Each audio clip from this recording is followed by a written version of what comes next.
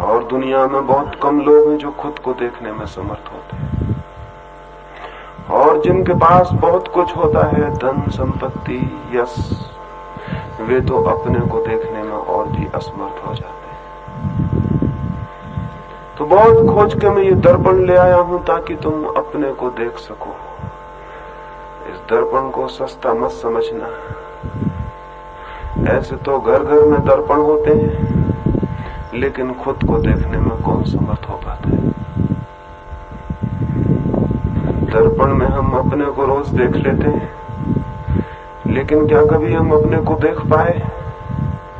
तो उस फकीर ने कहा कि ये दर्पण इस याद के लिए तुम्हें दे जाता हूं कि जिस दिन तुम अपने को देखने में समर्थ हो जाओ, उस दिन ही समझना कि तुम्हें दर्पण उपलब्ध हुआ है।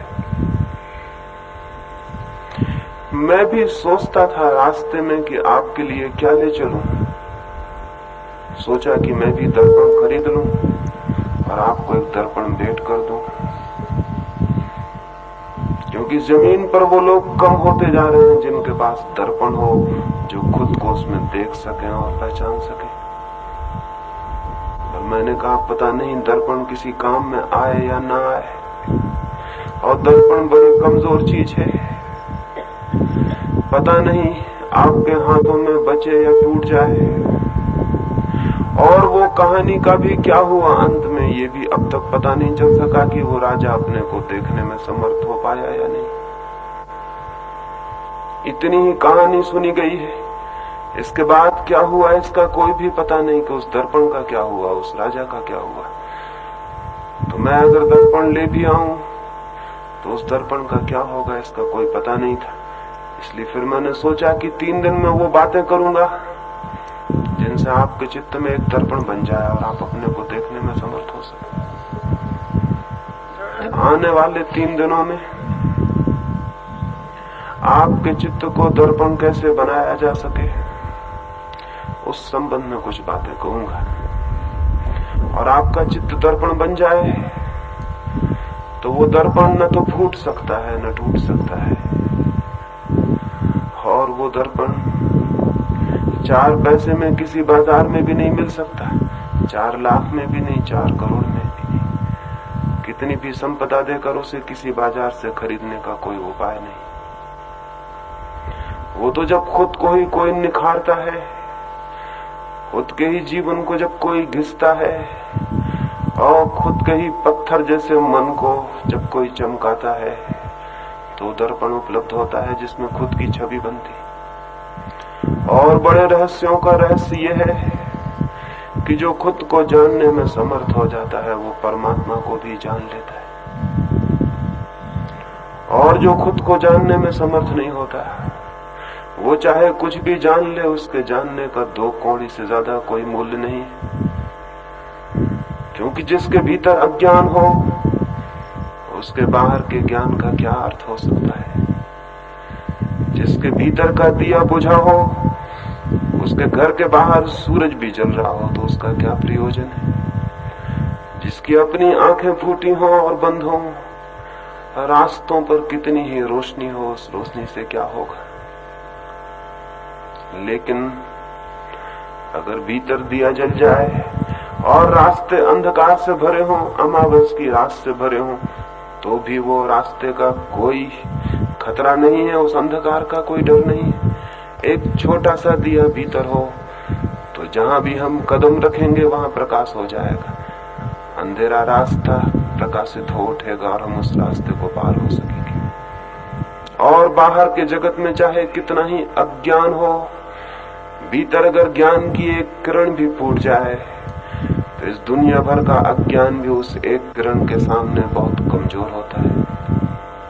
और भीतर अगर दर्पण मिल जाए तो हम खुद को तो देख ही पाएंगे, और उस खुद के देखने में हम ये भी जान पाएंगे कि उस खुद में ही वो भी छिपा था जो खुदा है, स्वयं में वो भी छिपा था जो सत्य है,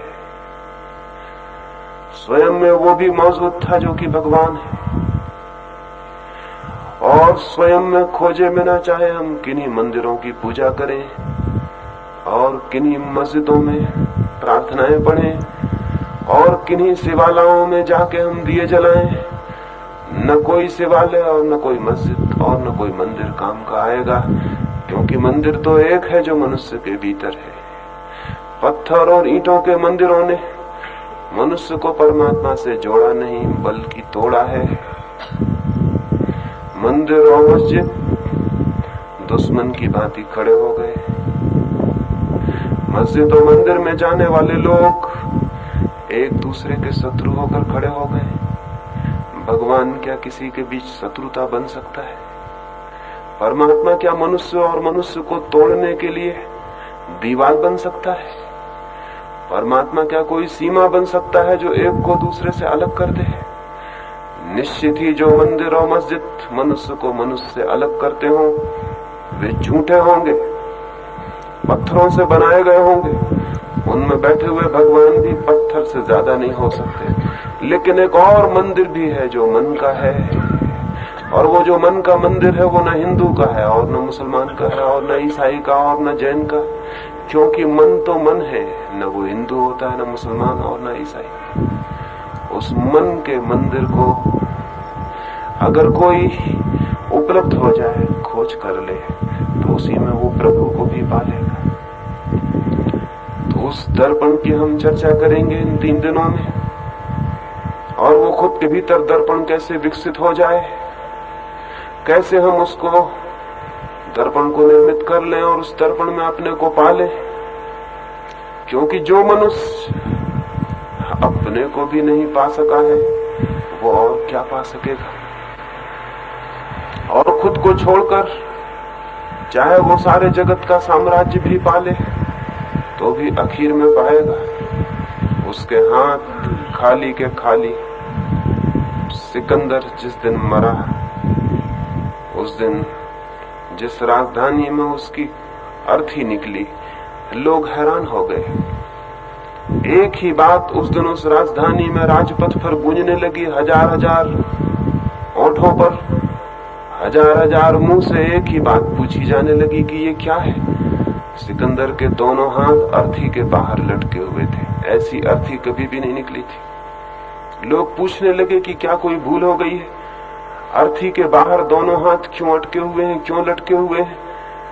हाथ तो अर्थी के भीतर होते हैं। धीरे धीरे लोगों को पता चला। सिकंदर ने मरने के पहले कहा था, मेरे हाथ अर्थी के बाहर रखे जाएं ताकि लोग देख लें मैं भी खाली हाथ दुनिया से जा रहा हूं।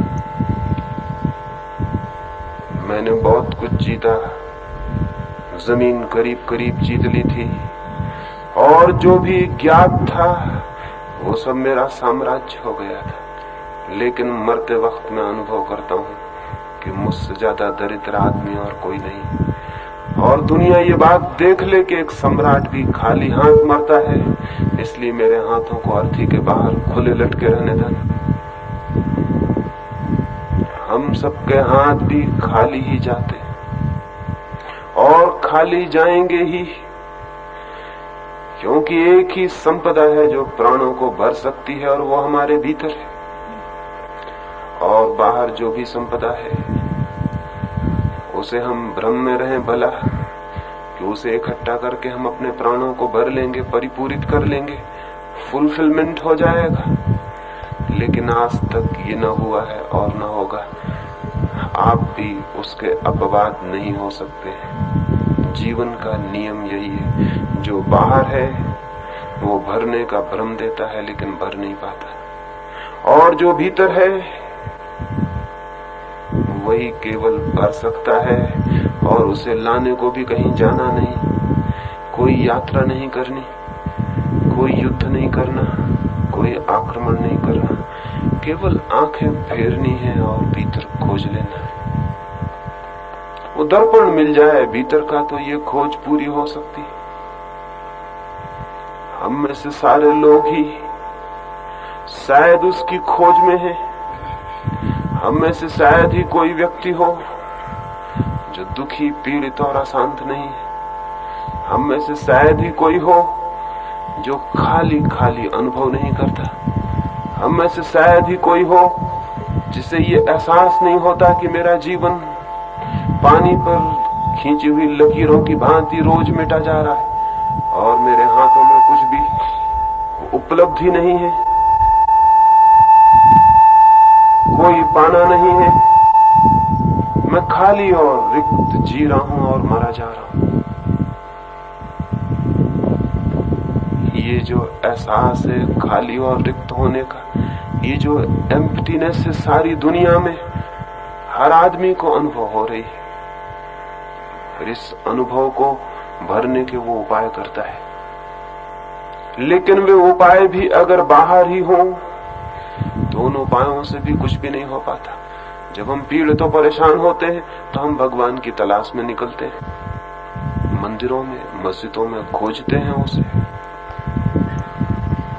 पहाड़ों पर तीर्थों में खोजने जाते हैं उसे, दूर की यात्राएं करते हैं उसके लिए। लेकिन एक बात भूल जाते हैं कि हमारे भीतर जो प्राणों का प्राण बैठा है, क्या कभी उसको भी खोजेंगे? क्या कभी उसको भी पहचानेंगे? इसके पहले कि कोई किसी और खोज में जाए, जिसके पास भी थोड़ी समझ और बोध है उसे अपनी खोज कर लेनी चाहिए। हो सकता है जिसे हम खोजना चाहते हो वो हमारे भीतर मौजूद हो, और हो सकता है कि जहां हम उसे खोजने जा रहे हैं वहां वो बिल्कुल भी मौजूद ना हो। एक अंधेरी रात में एक चर्च पर एक नीगरो ने जाकर द्वार खटखटाया। चर्च के पादरी ने द्वार खोला। काश उसे पता होता कि एक काला आदमी द्वार बजा रहा है तो वो द्वार भी न खोलता, क्योंकि वो चर्च तो था सफेद चमड़ी के लोगों का चर्च था। अब तक जमीन पर आदमी ऐसा मंदिर नहीं बना पाया जो सबका हो, और जो मंदिर सबका नहीं है वो परमात्मा का कैसे हो सकेगा? सफेद चमड़ी के लोगों के मंदिर है, काली चमड़ी के लोगों के मंदिर है, हिंदुओं के मंदिर है, मुसलमानों के मंदिर है, जैनों के मंदिर है, बौद्धों के मंदिर है, ब्राह्मणों के मंदिर है, शूद्रों के मंदिर है, लेकिन मनुष्य का कोई मंदिर नहीं। वो मंदिर भी मनुष्य का नहीं था। दरवाजा खोल दिया तो देखा एक नीगरो खड़ा है, काला आदमी। पुराने दिन होते तो उसने कहा होता, हट शूद्र, यहां से, भगवान के मंदिर में तेरे लिए कोई जगह नहीं। और पुराने दिन होते तो शायद उसकी गर्दन कटवा देता या उसके कानों में शीशा पिघलवा के भरवा देता कि तू इस मंदिर के आसपास क्यों आया। लेकिन जमाना बदल गया है तो उस चर्च के पादरी को उसे प्रेम से समझा के लौटा देना पड़ा। उसने उस नीगरो को कहा, मेरे मित्र, किस लिए मंदिर में आना चाहते हो? उसने कहा, मन है मेरा दुखी, चित्त है मेरा पीड़ित और चिंताओं से भरा, शांत होना चाहता हूँ। जीवन बीत गया मालूम होता है और कुछ भी मैंने पाया नहीं, भगवान की शरण चाहता हूँ। ये एक ही मंदिर है गांव में, मुझे भीतर आने दो, भगवान का सानिध्य मिलने दो। उस पादरी ने कहा, मित्र, जरूर आने दूंगा, लेकिन जब तक मन शुद्ध न हो, चित्त पवित्र न हो, प्राण शांत न हो, आत्मा ज्योति से न भर जाए, तब तक भगवान से मिलना नहीं हो सकेगा। आके भी क्या करोगे? जाओ और पहले अपने मन को शुद्ध करो और शांत करो, हृदय को प्रार्थनाओं प्रेम से भरो, फिर आना, फिर मैं तुम्हें भीतर प्रवेश दूंगा। वो नीगरो वापस लौट गए। उस पादरी ने सोचा, न होगा कभी इसका मन शांत और न ये दोबारा कभी आएगा। लेकिन कोई 2-3 महीने बीत जाने के बाद एक दिन बाजार में उस पादरी ने देखा कि वो नीगरो चला जा रहा है, लेकिन वो तो आदमी दूसरा हो गया मालूम पड़ता है। उसकी आंखों में कोई नई रोशनी, कोई नई झलक, उसके पैरों की चाल बदल गई है, उसके चारों तरफ कोई वायुमंडल ही और हो गया है, उसकी होंठों पर कोई और ही मुस्कुराहट है जो इस जमीन की नहीं है। तो उसने उस नीगरो को पूछा और कहा कि तुम वापस नहीं आए? वो नीगरो हंसने लगा और उसने कहा, मैं तो आना चाहता था और उसी आने के लिए मैंने प्रार्थनाएं की, उसी आने के लिए मैंने भगवान से न मालूम कितनी मनौतियां मानी, उसी आने के लिए मैंने अपने मन को सब भांति शांत किया, लेकिन मैं क्या करता, खुद भगवान ने मुझे रोक दिया कि मत जाओ। एक रात जब मैं प्रार्थनाएं करके सो गया तो मैंने सपना देखा कि भगवान खड़े और वो मुझसे पूछ रहे हैं कि क्यों तू मुझे पुकार रहा है, क्यों तू मुझे बुला रहा है। तो मैंने कहा तो वो जो हमारे गांव का मंदिर है, चर्च है, मैं उसमें प्रवेश पाना चाहता हूँ, इसी के लिए सारी प्रार्थनाएं कर रहा हूँ। तो भगवान हंसने लगे और उन्होंने कहा तू बड़ा पागल है, ये ख्याल छोड़ दे। 10 साल से मैं खुद उस चर्च में घुसने की कोशिश कर रहा हूँ, वो पादरी मुझे भी नहीं घुसने देता। तू ये ख्याल छोड़ दे। और सच्चाई तो ये है कि उस मंदिर में ही नहीं, आज तक किसी मंदिर में किसी पुरोहित ने भगवान को प्रवेश नहीं पाने दिया। आज तक जमीन पर कोई मंदिर भगवान का घर नहीं बन सका। कई कारण हैं न बनने के। पहली बात, भगवान प्रेम है और हमारे सब मंदिर व्यवसाय है। प्रेम का और व्यवसाय से क्या संबंध हो सकता है? जहां व्यवसाय है वहां प्रेम का कोई प्रवेश नहीं। दूसरी बात, सब मंदिर आदमी के बनाए हुए हैं, भगवान आदमी का बनाया हुआ नहीं है। आदमी की बनाई हुई चीज में भगवान का प्रवेश असंभव है। तीसरी बात, आदमी जो भी बनाएगा आदमी से छोटा होगा। बनाने वाले से बनाई गई चीज बड़ी नहीं हो सकती। सृष्टा से बड़ी उसकी सृष्टि नहीं हो सकती। आदमी खुद ही बहुत छोटा और क्षुद्र है, उसके बनाए हुए मंदिर और भी छोटे और क्षुद्र हैं। और परमात्मा है विराट, असीम। इन क्षुद्र घेरों में और दीवालों में उसका आगमन कैसे हो सकता है? आज तक नहीं हुआ, आगे भी नहीं होगा। लेकिन जिन लोगों को ये ख्याल पैदा होता है कि हम सत्य की खोज करें, वे किन्हीं मंदिरों में उस खोज को करने लगते हैं। इससे बड़ी भूल और कोई दूसरी नहीं हो सकती। सत्य की खोज करनी हो तो खुद को मंदिर बनाना होगा, इसके सिवाय और कोई रास्ता नहीं है। कोई जमीन पर मंदिर नहीं है जहां सत्य की खोज हो सके। हाँ, हर आदमी खुद मंदिर बन सकता है जहां भगवान का प्रवेश हो सके। और ये खुद आदमी मंदिर कैसे बन जाए? चित्त दर्पण बन जाए तो आदमी मंदिर बन सकता है। चित्त दर्पण बन जाए तो आदमी इसलिए मंदिर बन सकता है कि उसी दर्पण में भगवान की छवि उतरनी शुरू हो जाती। एक बार ऐसा हुआ, एक अरबी बादशाह के दरबार में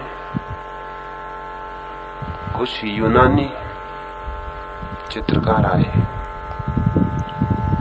और उन चित्रकारों ने कहा हम अपनी कला का प्रदर्शन करना चाहते हैं। लेकिन अरबी बादशाह के दरबार में अरब के बड़े बड़े चित्रकार थे। उन्हें बड़ी इस बात से प्रतिस्पर्धा पैदा हुई और उन्होंने कहा कोई हमारी कला कम है जो इन चित्रकारों को आमंत्रण दिया गया है? अगर ये कुछ प्रदर्शन करना चाहते हैं तो हम भी कुछ प्रदर्शन करना चाहते हैं। दोनों चित्रकारों की मंडलियों को, यूनानी और अरबियों को, एक बड़ा भवन दे दिया गया कि वे अपनी अपनी कला का प्रदर्शन करें। अरबी चित्रकारों ने बड़ी अद्भुत दीवालों पर चित्रकारी की, बड़े खूबसूरत चित्र बनाए।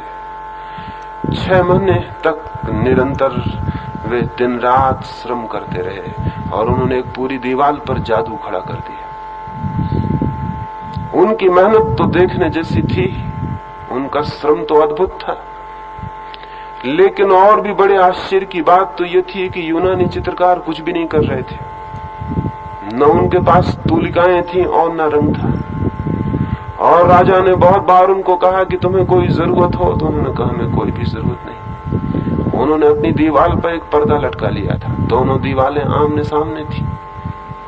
उन्होंने अपनी दीवार पर एक पर्दा लटका लिया था। अरबी चित्रकार दीवार पर पागल की भांति मेहनत कर रहे थे और दीवार को एक अद्भुत चित्र में निर्मित कर दिया था। ये यूनानी चित्रकार क्या कर रहे थे? वो अपने पर्दे के पीछे क्या करते थे? न तो वो कभी रंग ले जाते दिखाई पड़े, न कभी तूलिकाएं, लेकिन वे भी दिन रात भीतर लगे थे। क्या कर रहे थे? सारे नगर में चर्चा थी, उत्सुकता थी। 6 महीने पूरे हो तो लोग देखें। 6 महीने पूरे हुए, राजा गया। राजा भी दीवाना था जानने को कि वो क्या कर रहे हैं। वो जब कोई सामान नहीं ले जाते तो क्या करते होंगे। अंतिम दिन आ गया और राजा गया। अरबी चित्रकारों का चित्रकला देखने जैसी थी। दंग हो गए लोग देखकर। इतने सजीव चित्र उन्होंने बनाए थे जिससे वो दीवार से बाहर निकल आएंगे। ऐसे सजीव वृक्ष उन्होंने दीवार पर पेंट किए थे कि भूल हो जाए कि वो असली हैं या नकली। दीवार पर ऐसे रास्ते थे कि मन होने लगे कि उन पर चल पड़ो। बहुत अद्भुत था। राजा बहुत प्रसन्न हुआ और उसने कहा मेरी कल्पना भी न थी कि मेरे दरबार में ऐसे चित्रकार हैं। मुझे ख्याल भी न था कि इतनी बड़ी कला, इतनी क्षमता तुम में है। और फिर वो मुड़ा दूसरी दीवार की तरफ और उसने यूनानी चित्रकारों को कहा हटाओ अपना पर्दा, तुमने तो हमारी नींद तक मुश्किल कर दी है। रात में भी सपना आता है कि तुम क्या कर रहे हो आखिर। उन्होंने पर्दा हटा दिया और लोग देख के हैरान रह गए। जो चित्र अरबी चित्रकारों ने बनाया था वही चित्र और भी अद्भुत रूप में सामने की दीवार पर मौजूद था। कि यूनानी चित्रकारों ने कोई चित्र नहीं बनाया, वे तो केवल दीवार को घिस के दर्पण बनाते रहे। उन्होंने सारी दीवार घिस डाली थी। 6 महीने में उन्होंने दीवार को दर्पण बना दिया था। अरबी चित्रकारों का चित्रकार अद्भुत थी उनकी कला, लेकिन दर्पण में वही चित्र और 1000 गुना सुंदर होकर दिखाई पड़ने लगा था। वो यूनानी चित्रकार बोले हम तो केवल दर्पण बनाना जानते हैं, चित्र तो परमात्मा ने बना दिए, हम दर्पण बना देते हैं। और परमात्मा और 1000 गुना खूबसूरत होकर उन दर्पणों में झलक आता है। परमात्मा तो सब तरफ मौजूद है, हमारे पास दर्पण चाहिए। और दर्पण हो तो वो दिखाई पड़ेगा, और वो दिखाई पड़ेगा तो हम सब उसके मंदिर हो जाएंगे। और जब कोई आदमी उसका मंदिर हो जाता है तभी उसके जीवन में आता है आनंद, तभी उसके जीवन में आता है सौंदर्य, तभी उसके जीवन में पैदा होता है संगीत, तभी उसके जीवन में कोई नई क्रांति घटित हो जाती है, वो कुछ से कुछ और हो जाता है।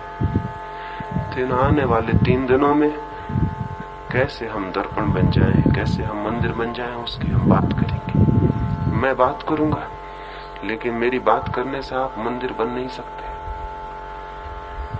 मेरी बात करने से अगर आप दर्पण बन सकते होते तब तो बड़ी आसान बात थी। मैं बात करूंगा, वो बात अगर आपके हृदय में किसी कोने में पहुंच जाए, अगर आप अपने हृदय में दरवाजा खोलें और उसको भीतर जाने दें, तो वो आपके भीतर बीज बन सकती है और वो बीज आपके भीतर विकसित हो सकता है। लेकिन वो विकास करना होगा आपको, वो बदलाहट करनी होगी आपको।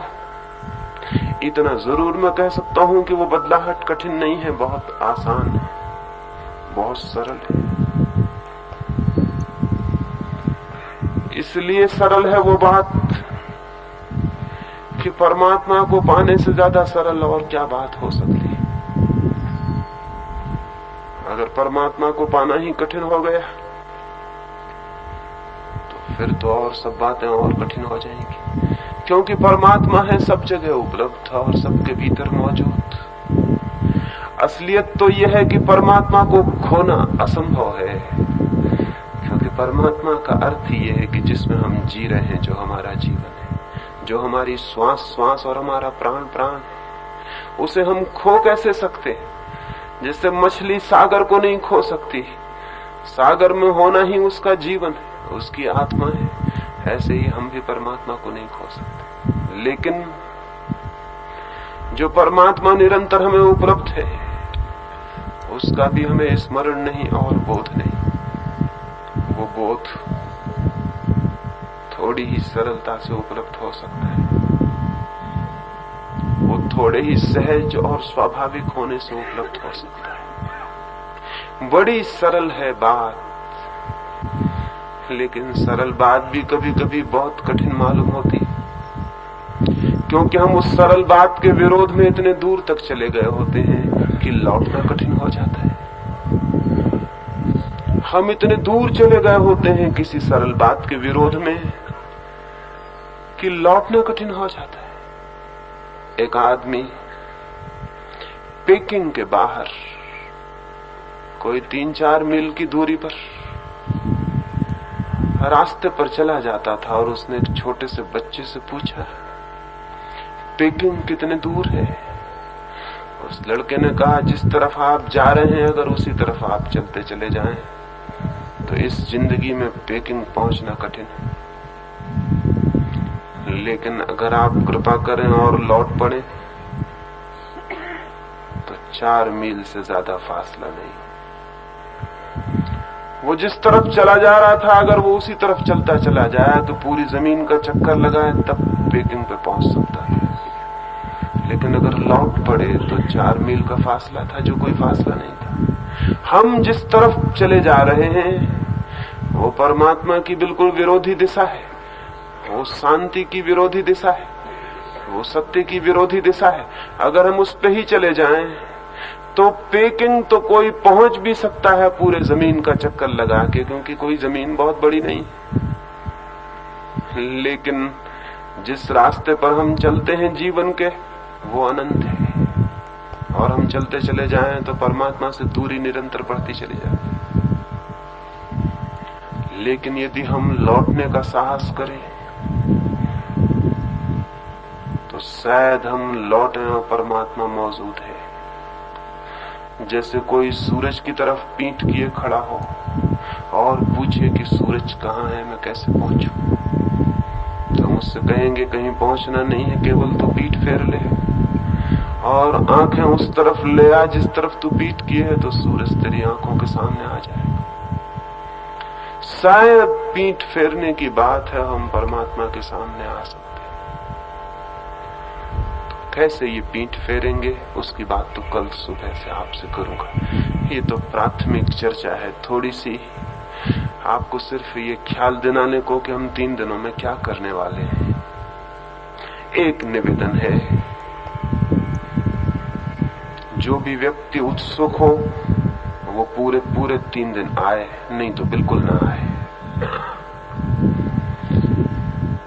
जो भी उत्सुक हो वो कल सुबह से आए तो फिर पूरे 3 दिन आए, नहीं तो कल सुबह से ना आए। कोई भीड़ करने की यहां जरूरत नहीं है। आना हो तो पूरे 3 दिन आने का ख्याल हो तो आना चाहिए, नहीं तो नहीं आना चाहिए। क्योंकि अधूरी बातें सुनना कभी कभी ना सुनने से भी ज्यादा खतरनाक हो जाता। आधी बातें सुनना ना सुनने से भी ज्यादा खतरनाक हो जाता है। अधूरा ज्ञान अज्ञान से भी ज्यादा खतरनाक हो जाता है। इसलिए पहला निवेदन तो यह है कि आज की बात की तो कोई फिक्र नहीं, लेकिन कल सुबह से आना है तो फिर पूरे दिन, पूरे वक्त, पूरी चर्चाओं में मौजूद होना हो तो ही आना है, नहीं तो नहीं आना है। दूसरी बात, कोई भी जो बातें मैं कहूंगा इन 3 दिनों में, उन पर निर्णय लेने की, जजमेंट करने की जल्दी मत करना जब तक कि मेरी पूरी बात ना सुन लेना। तो निर्णय को थोड़ा स्थगित रखना, जब मेरी 3 दिन की पूरी बात सुन ले तब सोचना और विचार करना। मेरी एक एक बात पर अगर विचार करना शुरू किया तो समझना मुश्किल हो जाएगा। क्योंकि हो सकता है कि जो मैं कहूं वो शुरू में अटपटा मालूम पड़े, लेकिन अगर 3 दिन पूरी बात को समझने की कोशिश की तो हो सकता है उसका अटपटापन चला जाए और 3 दिन में पूरी बात ख्याल में आ जाए। तो जल्दी निर्णय करने की कोशिश मत करना। जीवन और जीवन के सत्य इतने रहस्यपूर्ण हैं और हमारी समझ इतनी छोटी है कि जब हम उससे निर्णय कर लेते हैं तो हम अक्सर भूल में पड़ जाते हैं। तो जल्दी निर्णय नहीं करेंगे। दूसरा निवेदन, रोज रोज फुटकर निर्णय नहीं करेंगे, एक एक बात पर नहीं सोचेंगे। पूरी बात मेरी सुन लेंगे 3 दिन, फिर सोचने का काफी वक्त होगा, फिर धीरे धीरे उसको सोचना। हमारी आदतें गलत हैं। इधर मैं बोलता हूं, उधर आप सोचना जारी रखते हैं कि ये जो मैं कह रहा हूं ठीक है या गलत, ये जो मैं कह रहा हूं ये गीता में लिखा है या नहीं, ये जो मैं कह रहा हूं ये क्राइस्ट ने कहा या नहीं, महावीर ने यही कहा या नहीं। जब मैं बोलता हूं उसी वक्त अगर आप सोचते हैं तो आपको पता है मन एक समय में एक ही काम कर सकता है, या तो सुन सकता है या सोच सकता है। तो अगर आप उसी वक्त सोचते हैं तो आप सुन न पाएंगे, और जिस बात को आप सुन ही ना पाएंगे उसको सोच कैसे पाएंगे। तो पहले सुन लेना, सोचना बाद में कर लेना, कोई जल्दी नहीं। और मैं ये भी नहीं कह रहा हूं कि सुनने का मतलब मान लेना, नहीं। सुनने का मतलब ये भी नहीं है कि मैं जो कहूं उसे मान लेना। मान लेने की भी जल्दी मत करना, क्योंकि मान लेना भी एक निर्णय है। सुनना सिर्फ, न मानने की जल्दी, न मानने की जल्दी, न स्वीकार न अस्वीकार, सिर्फ चुपचाप मौन से सुन लेना काफी है। और अगर 3 दिन मौन से बात को सुना भी तो सुनते सुनते ही अगर उस बात में कोई सच्चाई है तो वो आपके प्राणों तक पहुंच जाएगी, और अगर वो बात गलत है तो उसके गलत होने का भी स्पष्ट बोध आपको हो जाएगा। एक फकीर एक गांव में नया नया पहुंचा था। उस गांव के लोगों ने कहा कि चलो, शुक्रवार का दिन था और मस्जिद में नमाज का दिन था। तो उन गांव के लोगों ने कहा कि आओ और मस्जिद में आज हमें समझाओ कुछ। वो गया, वो मंच पर बैठा और उसने कहा, मेरे मित्रों, इसके पहले कि मैं बोलना शुरू करूं, मेरी एक खराब आदत है, मैं एक प्रश्न पूछता हूं हमेशा। वो प्रश्न मैं आज भी पूछूंगा और तुम सबको उसका उत्तर देना पड़ेगा। और उस फकीर ने पूछा, मैं ये पूछना चाहता हूं कि मैं जिस संबंध में बोलूंगा आप लोग उस संबंध में कुछ जानते हैं या नहीं। उन सारे लोगों ने कहा, हम कुछ भी नहीं जानते, हमें कुछ भी पता नहीं। वो फकीर मंच से नीचे उतर गया और उसने कहा कि क्षमा करें, फिर मैं न बोल सकूंगा, क्योंकि जो लोग कुछ भी नहीं जानते उनके साथ सिर खपाना फिजूल है, बेकार। लोग बड़ी हैरानी में पड़ गए। वो फकीर उठ के चला गया। फिर दूसरा शुक्रवार आया। उस गांव के लोगों ने कहा, बड़ा अजीब फकीर है, अब फिर उसके पास चले। वो फिर गया और उन्होंने कहा कि चलो, शुक्रवार का दिन आ गया, उपदेश करो। वो फकीर फिर राजी हो गया और आ गया, मंच पे बैठा और उसने कहा, जैसी मेरी खराब आदत है, मैं एक प्रश्न बिना पूछे कभी अपनी बात शुरू नहीं करता और तुम सबको उत्तर देना पड़ेगा। लोग तैयार थे, लेकिन पिछली बार भूल हो गई थी। उसने कहा कि मैं पूछना चाहता हूं कि मैं जिस संबंध में बोलूंगा आपको संबंध में कुछ पता है या नहीं। सारे लोगों ने कहा, हमको पता है, पिछली दफा भूल हो गई थी ये कह के कि नहीं पता है। वो फकीर नीचे उतर गया और उसने कहा, जिनको सब कुछ पता है उनके साथ सिर बचाना फिजूल है, मैं वापस जाता हूं। अब तो लोग बड़ी मुश्किल में पड़ गए, लेकिन तीसरा शुक्रवार आ गया और उन्होंने कहा, एक मौका और लेना चाहिए, ये आदमी है कैसा। वो गए, उन्होंने उस फकीर से कहा कि चले, शुक्रवार का दिन आ गया, उपदेश करें। वो फिर राजी हो गया। वो वापस आके मंच पे बैठा। उसने कहा, जैसी कि मेरी सदा की आदत है, एक प्रश्न बिना पूछे मैं कभी चर्चा शुरू नहीं करता। लोग तैयार थे। उसने पूछा कि जो मैं बोलने वाला हूं उस संबंध में कुछ पता है या नहीं। तो लोगों ने कहा कुछ लोगों को पता है और कुछ लोगों को पता नहीं। वो फकीर नीचे उतर के खड़ा हो गया। उसने कहा फिर जिनको पता है वो उनको बता दें, जिनको पता नहीं है मैं जाता हूं, मेरी यहां क्या जरूरत। चौथा शुक्रवार भी आ गया, लेकिन चौथा कोई उत्तर नहीं था लोगों के पास। वो फिर वही बात पूछेगा, आप क्या करेंगे। 3 अल्टरनेटिव, 3 विकल्प हो सकते थे, तीनों खत्म हो गए थे। चौथा कोई विकल्प नहीं था। अब इस फकीर के साथ झंझट हो गई थी। अब क्या करें उस गांव के लोग। समझ लीजिए वो फकीर मैं ही हूं और आप ही उस गांव के लोग हैं, क्या करिएगा। 3 विकल्प के अलावा चौथा विकल्प है, 3 उत्तर के अलावा चौथा उत्तर है। उस गांव में उस फकीर का प्रवचन न हो सका क्योंकि गांव के लोग चौथा उत्तर देने में समर्थ नहीं हो सके। चौथा उत्तर लेकिन है। चौथा उत्तर यह था कि उन्हें कोई भी उत्तर नहीं देना था, उन्हें चुप रह जाना था। वो फकीर जरूर बोलता है, उन्हें मौन रह जाना था। उन्हें कोई बात नहीं कहनी थी, उन्हें कोई जल्दी नहीं करनी थी, वे चुप रह जाते। फकीर जरूर बोलता है क्योंकि केवल उन्हीं लोगों के सामने बोला जा सकता है जो चुप हों। जो चुप नहीं है उनके सामने कुछ भी नहीं बोला जा सकता। तो यही प्रार्थना आज की संध्या में आपसे करूंगा कि इन 3 दिनों में आंतरिक रूप से थोड़ा सा चुप और मौन होकर जो मेरे हृदय में कुछ बातें हैं वो मैं आपसे कहूं तो सुनने की कृपा करना। आज की रात तो इतनी ही बात। चित्त को एक दर्पण बनाना है ताकि परमात्मा पाया जा सके। चित्त दर्पण बन सकता है। सरल है ये कीमिया, सरल है ये राज चित्त को दर्पण बना लेने का। उसका मेथड, उसकी विधि, उसकी हम बात करेंगे। मैं बात करूंगा तो जरूरी है कि आप चुप रहें, नहीं तो बात नहीं हो सकेगी। अगर मेरे ऊपर ये जुम्मा है कि मैं 3 दिन कुछ बातें आपसे करूं तो आप पर ये जुम्मा होगा कि 3 दिन आप चुप होंगे, नहीं तो फिजूल हो जाएगी बात। और जो उस फकीर ने किया वही फिर मुझे भी करना चाहिए।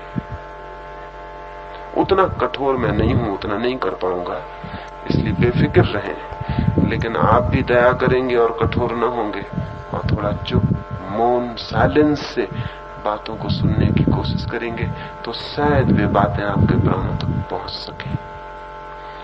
जमीन में हम बीज बोते हैं, पथरीली जमीन में बीज भीतर नहीं पहुंच पाता, पत्थर रोक देते हैं। पत्थर न हो तो बीज भीतर पहुंच जाता है, जड़ें फैला लेता है, अंकुर फूट पड़ता है, पौधा बन जाता है। जो मन बेचैन बातचीत में लगा रहता है अपने भीतर पत्थर की तरह हो जाता है। उसके भीतर कोई बात नहीं पहुंचती, कोई बीज नहीं पहुंचता, फिर उसमें कोई अंकुर नहीं आता। लेकिन जो मन मौन होता है, शांत होता है, साइलेंस में सुनता और समझता है, वो मन उस जमीन की भांति होता है जिसमें पत्थर नहीं है। उसमें बीज भीतर प्रविष्ट हो जाता है, उसकी जड़ें फैल जाती हैं, उसमें अंकुर आ जाते हैं, वो जीवन बदल जाता है। बस इतनी ही थोड़ी सी बात आज की रात कहूंगा। मेरी बातों को इतने प्रेम और शांति से सुना, उसके लिए बहुत बहुत अनुग्रहित हूं। सबके भीतर बैठे हुए परमात्मा को प्रणाम करता हूं। अंत में मेरे प्रणाम स्वीकार करें।